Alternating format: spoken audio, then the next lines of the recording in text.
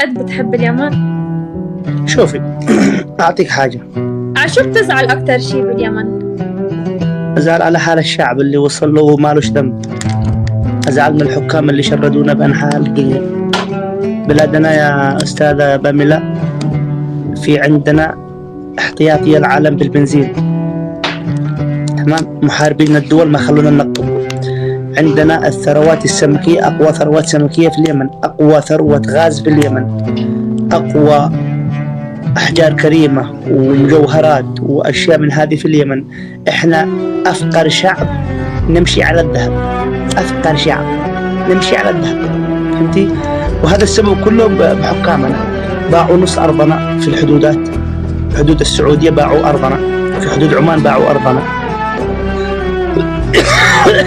باعوا علينا أشياء كثيرة. حكامنا ظلمونا، منهم العايشين ومنهم الميتين، فهمتي؟ ظلموا الشعب المسكين هذا.